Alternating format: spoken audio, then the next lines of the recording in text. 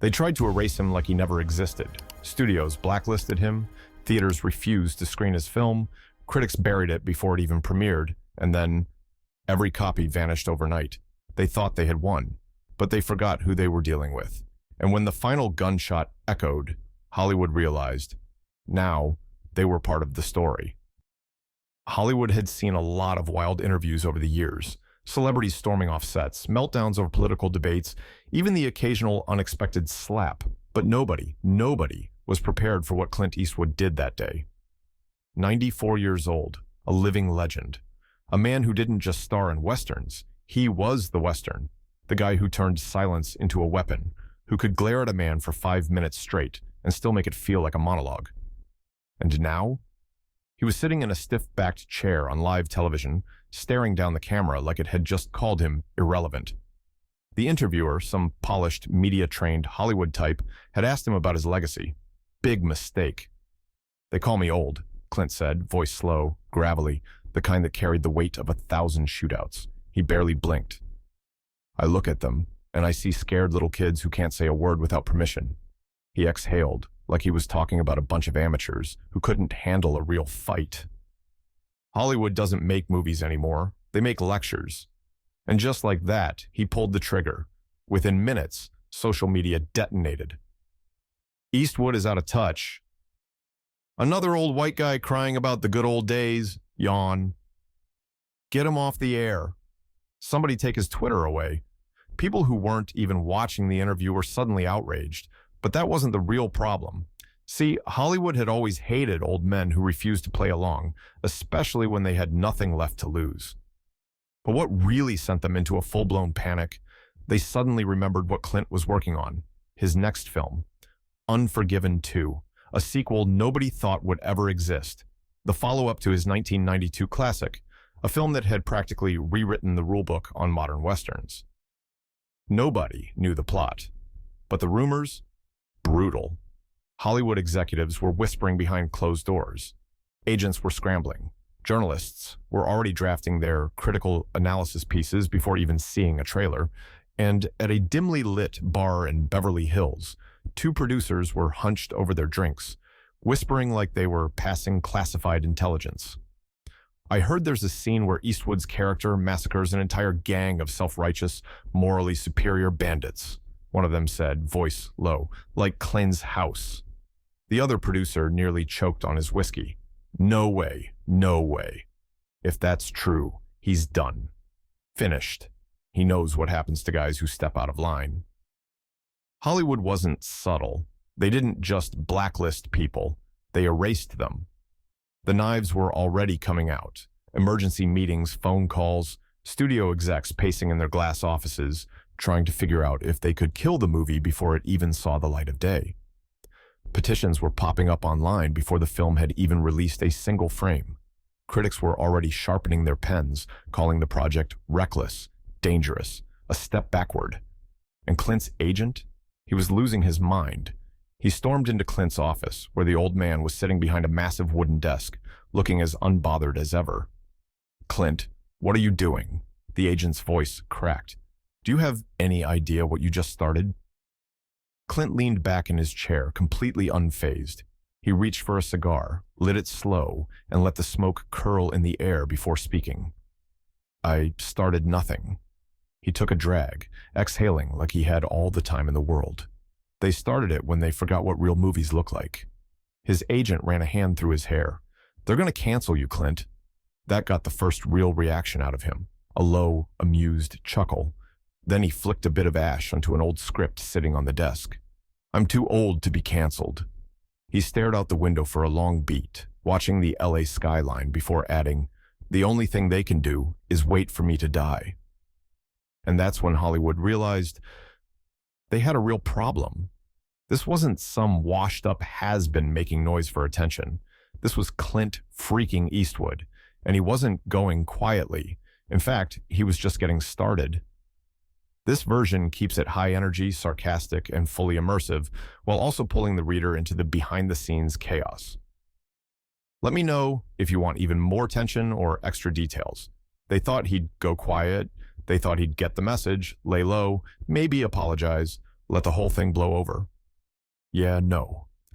1 week later, Clint Eastwood stood in front of a packed press conference, looking like a man who had already won the fight before it even started.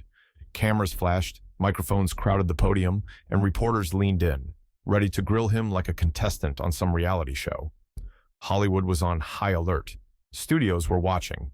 Agents were sweating. Everyone in the industry had their fingers crossed, hoping, begging for damage control. Instead, Eastwood dropped a hammer. "You don't like my movie?" he said, voice steady, sharp as ever. "Great, don't watch it, but if you think you can tell me how to tell a story..." He tilted his head, eyes scanning the room like a sheriff calling out cowards. "Then you can kiss my cowboy boot." Boom. Silence.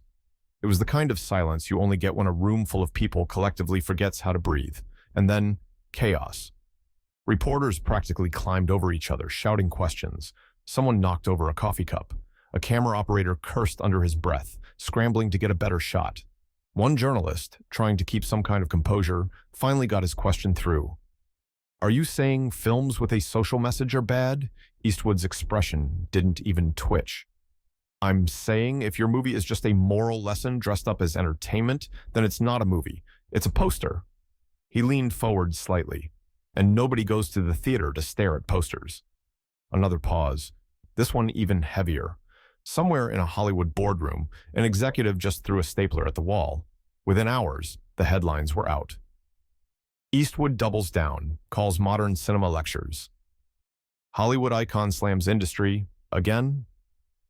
Is this the end of Clint Eastwood? It wasn't, but they tried to make it the end. Netflix pulled out of negotiations. Warner Bros. Erased his name from their archives so fast you'd think he never existed. A-listers who had once begged to work with him suddenly had scheduling conflicts. It was Hollywood's classic move. If they couldn't control you, they'd erase you. And then something really weird happened. Clint found investors, or rather, they found him. A Texas oil magnate, old school, the kind of guy who still read newspapers at breakfast, dropped a $50 million check on the table like he was buying a used pickup truck. "Son," he said, shaking Clint's hand, "I grew up on your movies. You tell your story your way." Then came another donor, and another. Private money started pouring in. Anonymous backers, a couple of independent financiers, even some unexpected Hollywood veterans who weren't on board with the industry's latest trends. By the time the dust settled, Clint had more funding than he needed.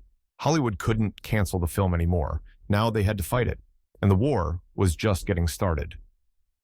As the premiere of Unforgiven 2 crept closer, Hollywood went from panicked whispers to full-blown war mode. First, it was the studios. Suddenly, theaters across the country started pulling out. Scheduling conflicts, unexpected policy changes, logistical issues. Yeah, sure. Then came the critics. Outdated nonsense. A desperate attempt to relive the past. Proof that Hollywood's old guard needs to step aside. And then, the Academy. A subtle suggestion floated through industry circles. Clint Eastwood might lose his Oscar. No official statement, of course. Just a hint, a reminder that his legacy could be rewritten if he didn't fall in line. But Eastwood? He didn't blink. During an interview, sitting back in his chair like a man watching a storm roll in, he just shrugged. "I didn't make this movie for awards," he said. "I made it to leave a mark." And that's when Hollywood made its final move. The night before the premiere, it happened, a break-in. Somewhere in a heavily secured warehouse, the original film reels, the hard drives, the digital backups, all of it gone. Wiped, destroyed, deleted. The message was clear. This movie does not exist anymore. They thought they had won. They thought they had erased him. But they forgot who they were dealing with. See, Clint Eastwood was never the type to put all his eggs in one basket. While Hollywood was busy scrubbing every trace of the film from existence, they missed one crucial detail. The original print was on film. A single master copy, locked away in a private vault. In Wyoming. At 7 a.m., that film canister was loaded onto a private plane, flown out of reach of the Hollywood machine, and delivered to a select group of independent theaters in Texas and Arizona. No red carpets, no official press, no Hollywood backing. And yet, sold-out theaters. Crowds packed shoulder to shoulder, people driving for miles just to get a seat.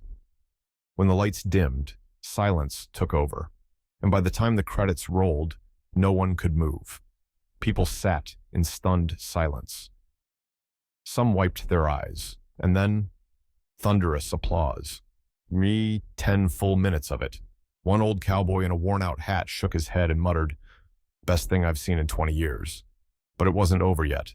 Because that's when it happened. The viral moment. The clip that spread like wildfire before Hollywood could even react. The final showdown. Eastwood's character, standing in the middle of a dusty street, surrounded by a group of young, self-righteous gunmen, their eyes burning with certainty, convinced they were doing the right thing. One of them steps forward. "You're not a hero anymore," he says. "You're a dinosaur." A long pause. Eastwood stares straight ahead. The camera lingers, locking onto his face, wrinkled, weathered, unshaken. Then he speaks. "Then I'll die a dinosaur." A gunshot. Cut to black. Silence. The credits roll, and at that moment, Hollywood realized they lost. What would you do in his place? Would you fight back or walk away?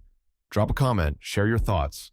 Have you or someone you know ever faced something similar? Let's talk about it. And if this story got you thinking, hit that like button, share it with someone who needs to see it, and let's keep this conversation going. This isn't just a story, it's a message.